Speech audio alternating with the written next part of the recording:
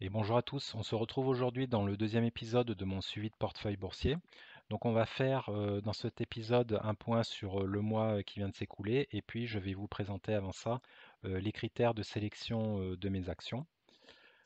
Donc pour rappel, mon portefeuille regroupe principalement en fait un mix d'actions plutôt matures et également des actions dites qualité.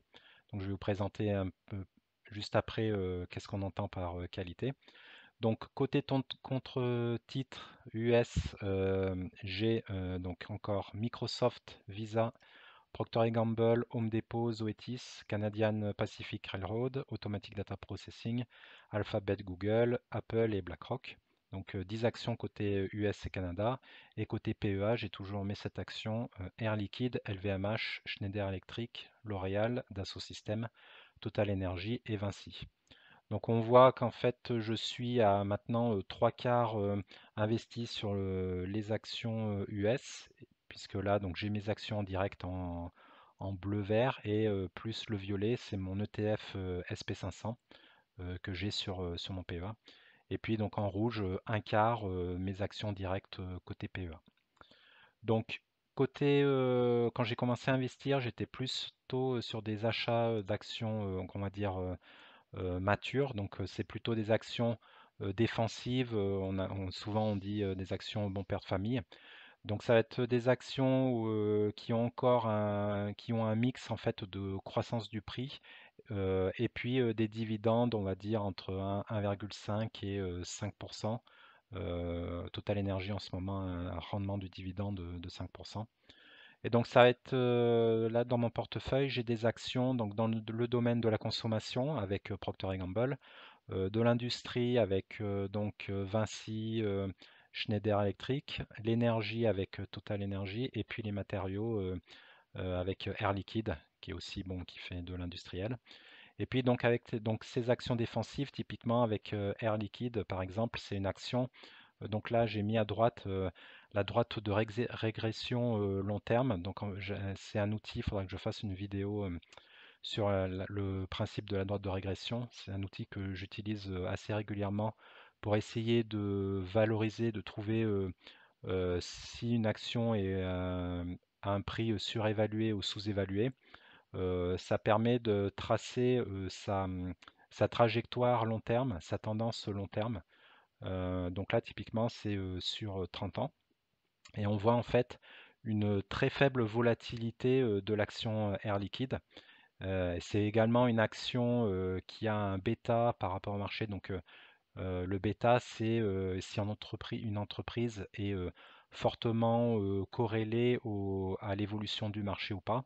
Et donc Air Liquide, typiquement, c'est aussi une action assez intéressante parce qu'elle est très faiblement corrélée. Donc en fait, même lorsque le marché évolue et est en phase baissière, bon ben, Air Liquide suit son bonhomme de chemin et continue à grandir. Voilà. Et puis donc là par exemple j'ai mis aussi un graphe de Schneider Electric, je l'ai mis ici en action mature, mais en fait bon j'aurais pu la mettre entre parenthèses. Petit à petit, donc là c'est un graphe sur 10 ans, et en fait avec la transition écologique et le fait qu'elle le fait de l'optimisation de l'énergie et de plus en plus de logiciels, on voit que l'entreprise, le prix de l'action est de plus en plus dynamique et spécialement depuis quelques mois là, vous voyez l'énorme montée là à la verticale de l'action. Donc on va voir à un moment donné, je pense qu'elle va se faire rattraper quand même par la gravité. Mais c'est vrai que du coup, elle performe extrêmement bien. J'en avais déjà parlé lors du premier épisode. On verra tout à l'heure là, dans Portfolio Performance quelle est ma performance actuelle sur cette ligne. Donc ça, voilà, c'est le T. Quand j'ai commencé mes investissements, j'avais pas mal d'actions de ce type-là. Et puis donc là, je vais quand même continuer à acheter régulièrement ces actions-là, hein. Sauf peut-être Vinci, je vais voir, mais dans les prochains mois, peut-être que je vais quand même sortir cette ligne de mon portefeuille, parce que j'ai déjà pas mal d'actions dans l'industrie. Et puis, comme je l'avais dit la dernière fois, j'aimerais bien rester autour des 15 actions pour pas trop m'éparpiller. Donc on va voir pour Vinci, même si bon, elle a fait une très bonne performance hein, sur 2023, mais on verra. Donc ensuite, au fur et à mesure, comme beaucoup d'investisseurs, j'ai commencé à m'intéresser aux actions dites qualité. Donc on va essayer de donner une définition. Donc on peut identifier les actions qualité. Elles ont souvent des critères qui reviennent tout le temps. Donc ça va être des entreprises leaders dans leur secteur avec généralement un avantage compétitif. Donc le moat en anglais, là, le donjon, qui va permettre d'empêcher les concurrents de prendre des parts de marché. Et donc elles vont avoir un avantage compétitif, donc que ce soit sur ce qu'on appelle l'effet réseau, donc c'est-à-dire un déploiement tellement mondial et généralisé comme par exemple les entreprises Visa ou Mastercard, que du coup c'est très difficile pour les concurrents de rentrer sur ce genre de marché. Ça peut être des avantages comme une marque très connue et du coup les gens vont payer une prime pour acheter ce type de produit. Donc là, on va retrouver par exemple les produits de luxe hein, comme Hermès, LVMH, enfin Louis Vuitton ou alors Apple. Ça peut être des coûts au changement élevés. Donc là, on peut avoir par exemple Microsoft. Pour les entreprises, le coût, s'il fallait changer tous les produits utilisés par les employés, par leurs employés, pour passer sur des logiciels concurrents, ce serait un coût gigantesque pour les entreprises. Euh, donc souvent dans les entreprises, voilà, les actions qualité, on va déjà avoir ce type de critères. Euh, alors sachant que dans les actions matures, là, les actions précédentes, elles peuvent aussi avoir ce type de critères-là, hein, évidemment. Ce qui est d'ailleurs le cas sur ce type d'entreprise-là que j'ai acheté. Un des deuxièmes points ensuite, ça va être un chiffre d'affaires et des bénéfices en croissance stable avec des flux de trésorerie élevés aussi. Donc des entreprises qui vont arriver à dégager, donc là on voit par exemple l'exemple sur Visa, sur 10 ans, on voit une augmentation, donc en bleu foncé c'est le chiffre d'affaires, bleu clair c'est les bénéfices par action et puis en jaune les flux de trésorerie, donc le free cash flow. Et donc on voit une augmentation stable et constante du chiffre d'affaires, des bénéfices par action et puis du flux de trésorerie qui continue de grossir. C'est-à-dire que ce genre d'entreprise va souvent avoir un pouvoir de fixation des prix et vont pouvoir faire monter et faire payer à leurs clients les augmentations de tarifs régulièrement. Donc ça, c'est vraiment un des critères principaux à regarder pour essayer de dénicher les actions dites qualité. Un élément ensuite très important, ça va être des marges élevées pour encaisser les chocs économiques et puis pour l'inflation, lorsqu'on est en phase d'inflation importante comme actuellement. Donc là, par exemple, pour Automatic Data Processing, je vous ai tracé donc les marges brutes en rouge et puis ensuite violet, donc marge opérationnelle, bleu c'est la marge nette et puis la marge du flux de trésorerie, free cash flow margin en jaune également. Et donc là, on voit que la marge de brut de ADP est à plus de 40% hein, depuis 10 ans, donc c'est énorme. Et puis on tourne à plus de souvent plus de 15%, 15 à 20% pour les autres marges. Donc ça c'est vraiment intéressant. Associé à ça également, on va regarder les retours sur capitaux. Donc on veut des retours sur capitaux élevés et stables dans le temps, qui démontrent une bonne utilisation des capitaux. Donc là, par exemple, avec Zoetis, je vous ai mis, donc on va regarder le ROE, donc retour sur capitaux propres, le ROIC, donc là c'est en bleu, c'est le ROIC, donc les retours sur capitaux investis, et puis le retour sur capitaux employés en jaune. Alors plus tard, courant de cette année, j'aimerais bien vous faire des vidéos pour essayer de rentrer dans les détails sur tous ces termes-là que je suis en train de vous dire, qui peuvent être un peu compliqués pour si des débutants regardent cette vidéo. Donc je vais essayer de faire des vidéos sur ces sujets-là pour rentrer un peu plus en détail. Ce sera intéressant. Donc là, en tout cas, voilà, c'est souvent ces trois critères, ces trois ratios de retour sur capitaux que l'on va regarder. Donc, comment est utilisé l'argent des actionnaires? Ensuite, l'argent des actionnaires plus la dette long terme et puis la dette long terme et court terme. On va regarder, c'est ce qu'on regarde avec ces trois types de critères. On va ensuite regarder si l'entreprise n'a pas de dette excessive, donc c'est-à-dire qu'elle a une croissance saine sans gros effets de levier. Et donc sa croissance ne met pas en péril le futur de l'entreprise avec un levier gigantesque. Donc on va regarder si le ratio de dette par rapport à l'EBITDA, donc c'est les résultats avant intérêts et taxes, s'il est inférieur à 3 typiquement, c'est souvent cette valeur que l'on va prendre. C'est-à-dire qu'on peut rembourser les dettes avec sous 3 années, sous 3 ans, on peut essayer en dessous de 3 ans, on est capable de rembourser les dettes. On va regarder en parallèle de ça si les dettes par rapport à mes capitaux propres, eh bien, c'est en dessous de 80%.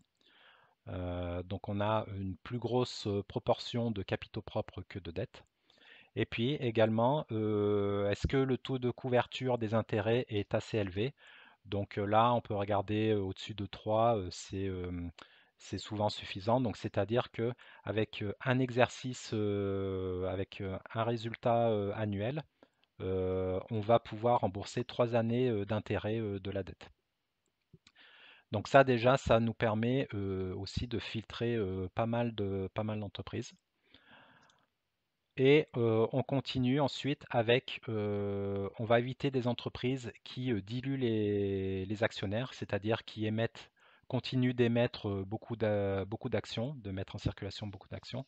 Et donc on veut des entreprises qui font des relutions, et donc c'est-à-dire des rachats d'actions. Donc là par exemple avec Apple, on voit au fil des ans, elle rachète au fur et à mesure de plus en plus d'actions. Donc après, on ne veut pas non plus, si possible, qu'elle fasse des rachats d'actions à des prix trop élevés, hein, évidemment. Mais voilà, on essaie de trouver des entreprises qui, euh, qui gèrent correctement le nombre d'actions en circulation. Euh, donc là, en passant, tous les graphes là, que je vous ai mis là, j'ai utilisé l'application Stratosphere là, qui maintenant s'appelle FinChat, qui est assez intéressante pour analyser les données des entreprises. Je vous mettrai un lien dans la description de la vidéo. Vous pouvez aller voir, surtout que là, ils viennent d'ouvrir là pendant 2 semaines si vous vous inscrivez en version gratuite, vous avez accès à toutes les options que l'on a accès normalement en version payante pendant 2 semaines. Donc vous pouvez aller voir, je vous mettrai un lien dans la description.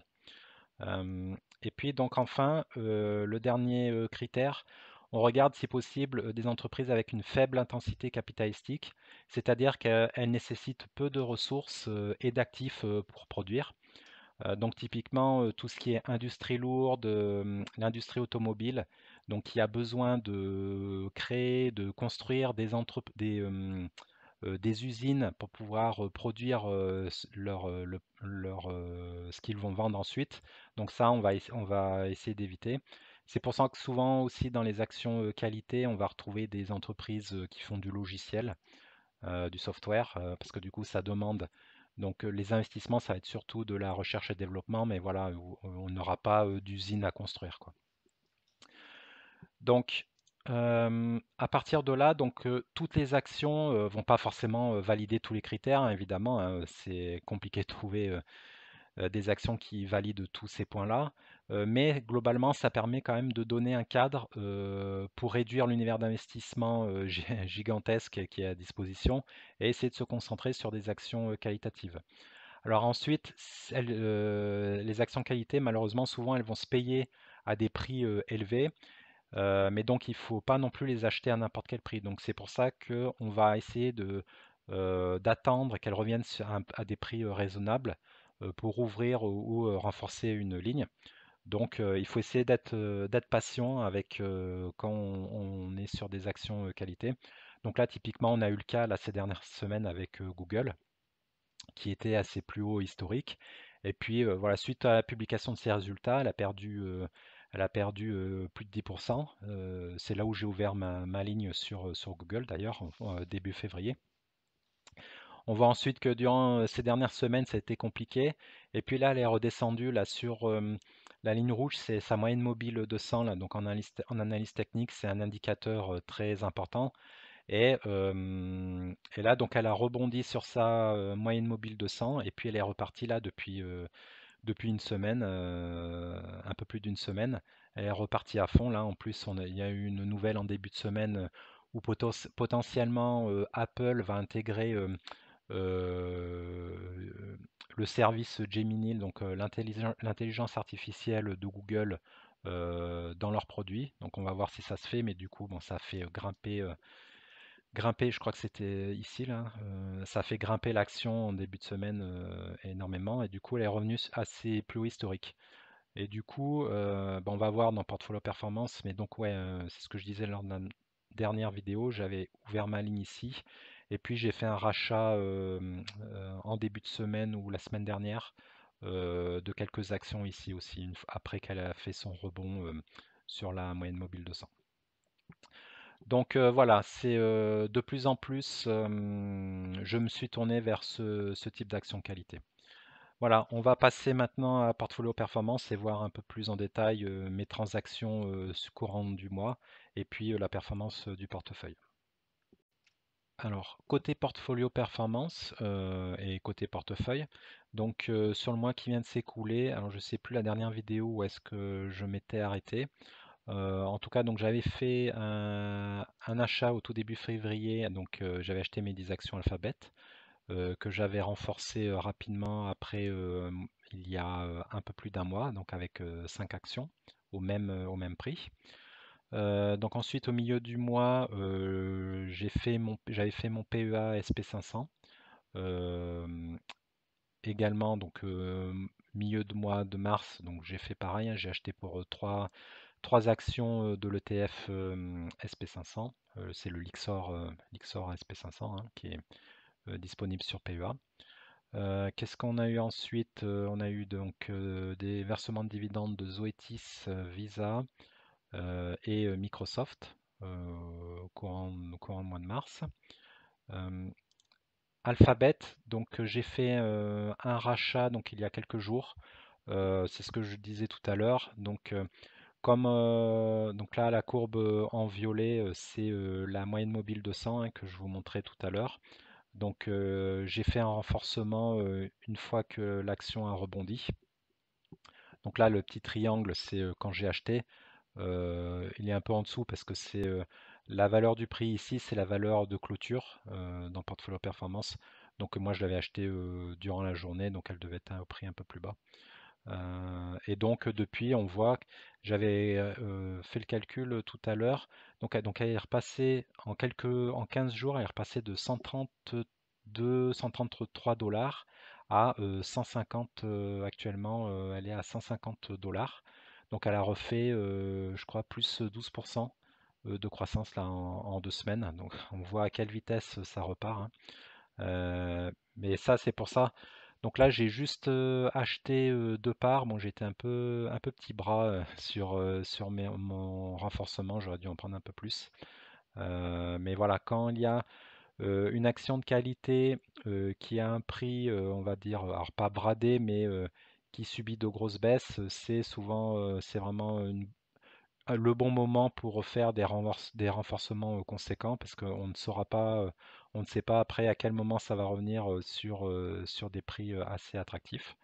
Bon là pour l'instant j'en avais repris deux seulement parce que j'ai également renforcé du coup Apple qui pour l'instant il se passe pas grand-chose en ce moment sur Apple, ça stagne un peu donc j'ai renforcé avec deux actions à 172 dollars là autour du 7 ou 8 mars. Dividende de Microsoft. Donc j'ai acheté mes 3 parts de TFSP 500 comme je l'ai dit.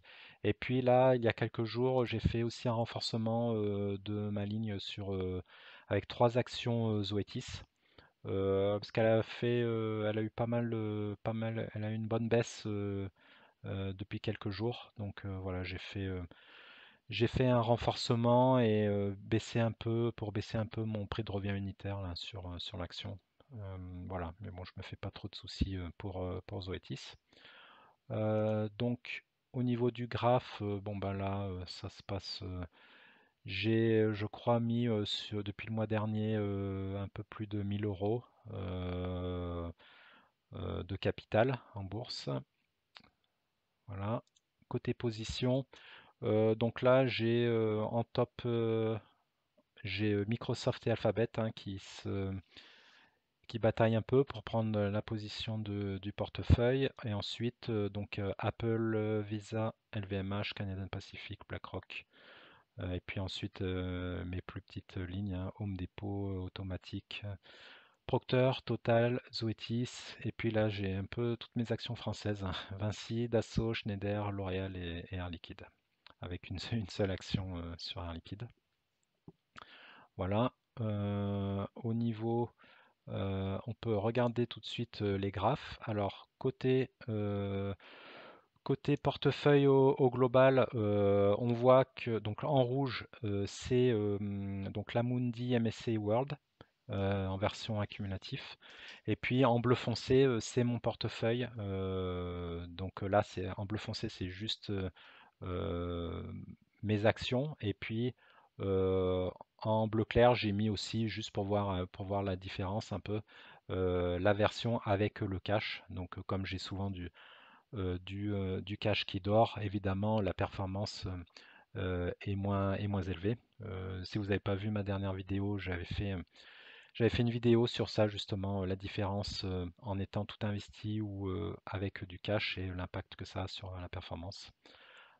Et donc là, on voit qu'il y a une grosse accélération depuis quelques jours là sur l'Amundi et en fait, bon, ça vient du SP500 hein, également.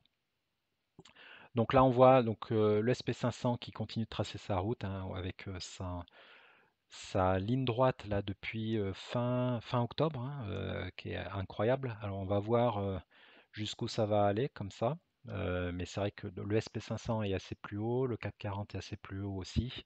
C'est assez incroyable. Bon, je pense pas que ça va durer comme ça toute l'année, hein, mais bon, pour l'instant, le portefeuille en profite quand même.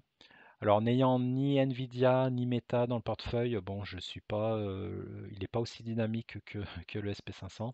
Mais on voit là, par exemple, là, ces quelques jours, là, la grosse augmentation, là, je suis à peu près sûr que c'est Google là, qui a repris ces 12% là.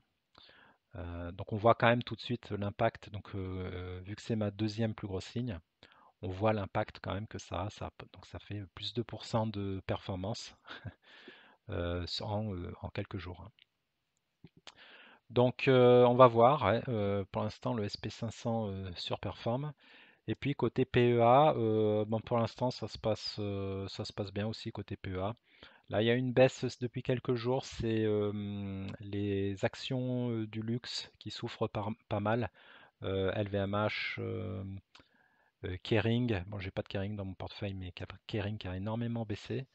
Hermès un petit peu également. Donc là, ouais, ça a un peu baissé. Bon, pour l'instant, ça se passe pas mal quand même. Les titres, qu'est-ce qu'on a? Donc, au niveau des top flops, on va dire, donc mes performances les moins bonnes, donc on a Zoetis pour l'instant qui est en sous-performance. Apple, Apple, Google. Donc là, Google, jusqu'il y a encore quelques jours, elle était en négatif. Et puis évidemment, bon, ben, quand l'action reprend 12%, ça va tout de suite mieux. Donc là, on voit, je suis à 6%, 6% de plus-value sur Google du coup. Dassault et L'Oréal, ouais, qui pour l'instant, voilà, qui m'offrent 7 et 8% de performance, de plus-value. On a ensuite, du coup, en top, On va BlackRock qui déroule pas mal. BlackRock, Microsoft, mon ETF SP500 évidemment hein, qui se passe bien. Home Depot, mon action Air Liquide. Bon, bah, elle, comme je ne l'ai pas renforcée, évidemment, j'ai un PRU qui est plutôt attractif. J'étais combien? 132 euros. Et du coup, voilà, elle a fait 46% depuis. Et puis là, comme je disais tout à l'heure, un Schneider Electric qui est en ligne droite depuis, pareil, fin octobre. C'est assez incroyable. Donc on risque d'avoir un retour sur Terre à un moment donné, hein, on verra lors des prochains résultats.